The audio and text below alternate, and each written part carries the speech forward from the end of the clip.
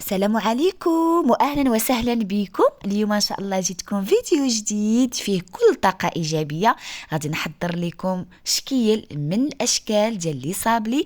كيف ما كنعرفوا ان الحلويات ديال لي صابلي كتعتبر من الحلويات المغربيه الرفيعه والراقيه اللي كنزينوا بها المائده المغربيه ديالتنا، سواء كانت عندنا ضيافه او مناسبات، ونقدروا كذلك نتفنوا فيه ونخرجوا منه اشكال، سواء نزينوها بالكوفيتير او الشكلاط او المكسرات كيف ما غادي تشوفوا معايا ان شاء الله في هذا الفيديو هذا اللي كيجمع لينا ما بين البساطه والاناقه باش هكا نقدموا واحد اللمسه مغربيه من الذوق الرفيع. فيلا بلا ما نطول عليكم اكثر ندخلوا مباشره للكوزينه باش نشوفوا كيفاش غادي تحضر هذا الصابلي هذا الاكثر من رائع. فاول حاجه اش غادي ندير؟ غادي ناخذ القصريه ديالتي المعتاده وغادي ندير فيها ربعه ديال الزبده تكون من النوع الممتاز باش هكا كنتحصلوا على ذوق يكون رفيع. غادي نضيف معاهم كذلك واحد الكاس ديال سكر سنيده، ومن الافضل تكون هكا ديك السنيده الرقيقه باش هكا دغيا تسهل علينا الخدمه. غادي نسم الصابلي ديالي بواحد الكيس من سكر الفاني، وغادي ندمج هاد العناصر كلهم مع بعضياتهم حتى يولي عندي الخليط ديالي على شكل بوماد، وتكون الزبده بدرجه حراره المطبخ باش هكا دغيا تسهل عليكم، يعني ترجع عندكم القوام ديالها على شكل هكا كريمي. من بعد مني خدمت مزيان هذوك المكونات، ضفت لهم واحد كاس لاروب ديال الزيت النباتيه ما يعادل هكا 81 مليلتر، يعني كاس لاروب ناقص واحد الصباع. غادي نخدم هذيك الزيت مزيان حتى تغبر ليا مع هذوك المكونات الزبده والسكر حتى تيرجع عندي هكا الخليط كريمي. عاد غادي نجيب واحد جوج ديال البيضات يكونوا بدرجه حراره المطبخ، مع واحد القبيصه ديال الملحه اللي دائما كتكون حاضره ناظره في الحلويات ديالتنا، كتخرج لنا النكهات اللي كنديروا في الحلوى ديالتنا، يعني ضروريه هذيك القبيصه الملحه يعني في الحلويات بصفه عامه. خدمت هنايا كلشي العناصر مع بعضياته حتى تحصلت على هذا القوام هذا كيف ما كتشوفوا معايا. وفي الاخير غادي نضيف واحد الملعقه كبيره ديال الجليكوز. فالدور ديال الجليكوز في العجينه ديال الصابلي هو انه تيخلي لنا العجينه ديالتنا كتبقى مقرمشه، يعني واخا كيبقى معنا واحد المده طويله تيبقى يعني في نفس لا تكستور ديالو. صافي هنايا تنكون موجده حدايا من طبيعه الحال مسبقا الدقيق اللي تنكون مغربلاه وتيكون من النوعيه الجيده، وتنبدا تنضيفو تدريجيا بهذا الشكل هكا، وتنبدا كنخلطو اولا كندخلو يعني في هذاك الخليط يعني غير باطراف الاصابع، يعني ماشي كنبدا كنكمش فيه يعني بالكف ديال يديا. هانتوما شوفوا راه الصوره راه واضحه. كنبقى كندير بشويه بشويه اضافه ديال الدقيق، وتنبدا كنلم يعني كيف ما شفتوا معايا غير بالاطراف ديال الاصابع ديالي. تنبداو تنعطيو هكا الخاطر باش هكا نتحصلوا على عجينه اللي كتجي هكا ناجحه. وحتى ملي كنكونوا كنطيبوا في الصابلي ديالنا في الفران ما كيبداش يعوج لينا اولا كيتكمش، يعني تيبقى لينا في نفس القوام كيف ما شكلناه تنتحصلوا عليه يعني بواحد النتيجه اللي مزيانه. صافي كيف ما شفتوا معايا انا هنايا كنبدا كندخل ديك الكميه ديال الدقيق اللي بقات ليا في القصريه غير بشويه عليا كيف ما شفتوا، وغير بهذه الطريقه هذه يعني راه الفيديو راه موضح والصوره موضحه اكثر. وراه الا ما تبعتوش هذه المراحل هذه كيف ما شفتوها معايا في الفيديو راه بلا ما تكملوا هكا في العجينه ديال الصابلي غير حولوا هكا لشي غريبه ولا شي دوازاتي هكا شكلوه كيف ما بغيتو، لان الا خدمتوه بطريقه عشوائيه راه ما غاديش ينجح معكم صابلي، وراه غير غادي تدخلوه اولا تشكلوه كله غادي يعوج لكم هكا في الفران. فتبعوا هاد المراحل هادو وديروا غير كميه قليله من العجينه هكا بالنسبه للبنات المبتدئات واللي مهتمات وبغات هكا ينجح معها الصابلي.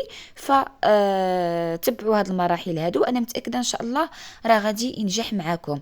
صافي هنا كيف ما شفتوا معايا غادي نقسم العجينه ديالتي هكا الخبيزات وغادي نديرهم في واحد الكيس بلاستيكي وغادي ندخلو هكا للثلاجه غير على ما نوجد هكا يعني نوجد لو بلون دو طرافاي ديالي باش هكا نبدا كنشكل معاكم في الصابلي ديالي.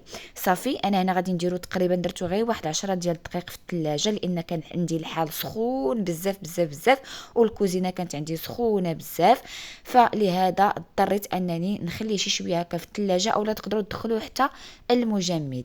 صافي هنا من بعد ما بردت ليا شويه العجينه ديالتي، جبت هنا هذا الكيس بلاستيكي وخديت هنا الكميه غير قليله فقط باش هكا نقدر نتحكم يعني باش نسرح العجينه ديالتي مزيان وتعطيني هكا الطوع في الخدمه. وهنا كيف ما شفتوا سرحت العجينه بواحد السمك اللي كيجي هكا رقيق، لان حاجتي ندير حبه على اختها، وتنجيب هذا الطابع هكا الدائري. اي حاجه بغيتو تخدموا بها في هذه المرحله هذه تتبقى لكم الاختيار، اي شكل او لا اي طابع بغيتو تخدموا به يعني تتبقى لكم هذه المرحله هذه اختياريه. فانا هنا خدمت بهذا الطابع يعني الدائري اللي كيجي القياس ديالو على هذا الشكل هكا. وشوفوا لاستيوس كيفاش انايا قلبت هذيك البلاستيكه باش هكا دغيا يسهل عليا نهز الحبه ديال الصابلي بلا ما تعوج ليا في اليد ديالي، ونحطها مباشره في الطاوه اللي غادي نطيبها فيها، وبطبيعه الحال نفرش عليها هذاك ستيل بات اللي كيجي فيه هذيك الرشيمه من التحت بهذا الشكل هكا. ومن بعد ما استفت عدد الحبات كاملين اللي عمروا لي الطاوه ديالتي، جبت هذا البوق هذا باش ندير هاد التقيبه هذه هكا في الصابلي، لان حاجتي ندير حبه على حبه ونزينها هكا بالمكسرات ومن طبيعه الحال الكراميل. نتوما ممكن انكم ديروا اي حاجه بغيتو، كيف ما قلت لكم كتبقى لكم هذه المرحله هكا اختياريه. صافي كنبقى غاديه بشويه هكا حتى كنكمل يعني عدد الحبات، كل وحده كندير مقابله مع الحبه ديالتها. وفي الوقت هذه راه تنكون مشعله الفران ديالي تيسخن على اعلى درجه حتى كيسخن لي الفران ديالي مزيان، وكنقص درجه الحراره حتى ل 150، وتندخل الطاوه ديالتي طيب ليا على المهل ديالها. الصابلي كيبغي الخاطر في الطياب يعني على عافيه مهيله، هو قد ما عطيتيه العافيه مهيله قد ما تيخرج لينا الصابلي ديالنا مذهب ومحمر كيف ما غادي تشوفوا معايا. هنايا من بعد ما طيبت الحبات ديالي كاملين، شوفوا اللون موحد مذهب رائع تيشهي. وهانتوما كيف ما شفتوا معايا الصابلي ديالي كيف ما حطيته في الطاوه ما عوج ليا ما تكمش ما حتى شي حاجه. هذا دليل على انني خدمت العجينه ديالتي مزيان وبالخاطر، وهكا تحصلت على النتيجه المرضيه. صافي انا هنايا غادي نجيب الكراميل. هذا الكراميل هذا راه حضرته تحضير منزلي كيجي رائع، تيجي شبيه بهذاك نيسلي يعني الجاهز. ان شاء الله دابا نشاركو معكم. وهنايا غادي نجيب المكسرات، عندي هنايا شويه ديال الكركاع، شويه ديال البيستاش، وشويه ديال ماشي البيستاش لاكاجو وشويه ديال اللوز اللي كلهم صهدتهم في الفران. وباش هكا ملي ناكلوا الحبه ديال الصابلي ديالنا كنحصلوا على هذيك التقرميشه ديال المكسرات وديال الصابلي وعاد البنه ديال الكراميل. يا سلام. صافي انا غادي نبقى هكا مستمره حتى غادي نكمل التزيين ديال لي صابلي ديالي كاملين باش تشوفوه معايا ان شاء الله في الشكل النهائي. ودائما ما كتفوتنيش الفرصه باش نشكر اخي اتوميكس على الدعم ديالو المتواصل والمستمر معنا. صراحه الدعم ديالو لا يعلى عليه، دعم مجاني وصادق مليار في المية. فاللي بغى ينضم معنا المجموعه مرحبا والف مرحبا، ان شاء الله غادي تفرحوا بقنواتكم. ما عليكم الا تخليوا لي تعليق، او لو تدخلوا مباشره لقناه اخي اتوميكس اللي هي اتوميكس ولاكساسيون فلوق، خليوا له تعليق غادي يشوفوا غادي يثبتوا، ومن طبيعه الحال المشرفات المديرات غادي يقوموا بالواجب. ومرحبا بالجميع. وهنايا تيكون هذا هو الصابلي ديالي بعد ما قدمته معكم على هذا الشكل هكا. تنكون حضرت معكم صابلي انيق ولذيذ اللي كيزين لينا الطابله المغربيه ديالتنا وكي يحمر لنا وجهنا قدام ضيافنا وكيعكس لنا الذوق المغربي الاصيل. نتمنى تجربوه وتردوا عليا الخبر وتعطوني رايكم في التعاليق. خليتكم على خير.